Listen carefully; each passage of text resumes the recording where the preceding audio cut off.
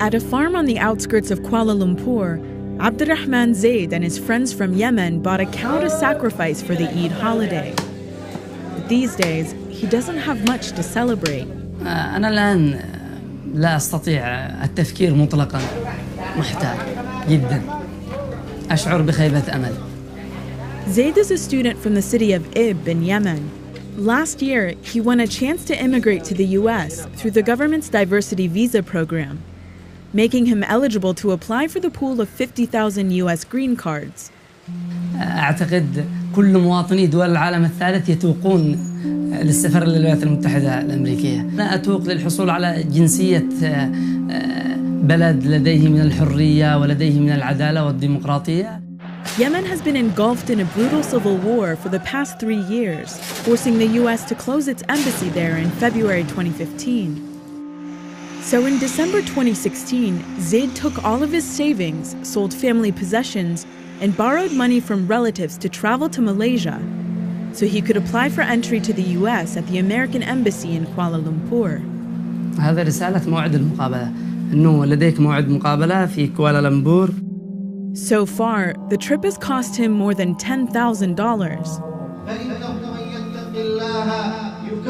Zaid's application was going well, but then it hit a snag. On June 26th, the US Supreme Court allowed a part of President Trump's travel ban to take effect. And that's when US embassies stopped processing visa applications for travelers from 6 predominantly Muslim countries, including Yemen. أشعر بالإحباط وأشعر بصراحة بالأزف. Zaid and other Yemenis were forced to wait and see if the process would start up again. But the clock was ticking on an important deadline. Under the rules of the green card lottery, applicants have to receive their visas by September 30th, or else they lose their chance to move to the US. But even before that deadline hit, Zaid received a letter saying all 50,000 spots in the lottery had already been filled.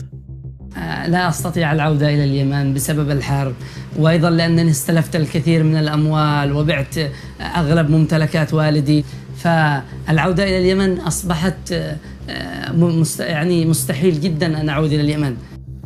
A coalition of US-based human rights groups and lawyers is now suing Secretary of State Rex Tillerson. They argue that the State Department violated the law by not processing visas for people like Zaid under the travel ban. Federal law requires the State Department to process diversity visa applications when they come in. And so for some months now, individuals who won the diversity visa lottery have had their applications frozen because the State Department has wrongfully interpreted the travel ban to prohibit it from processing these applications. Zaid doesn't believe the lawsuit will be successful. After 10 months in limbo in Malaysia, he's headed back to Yemen, despite the civil war, to be with his parents.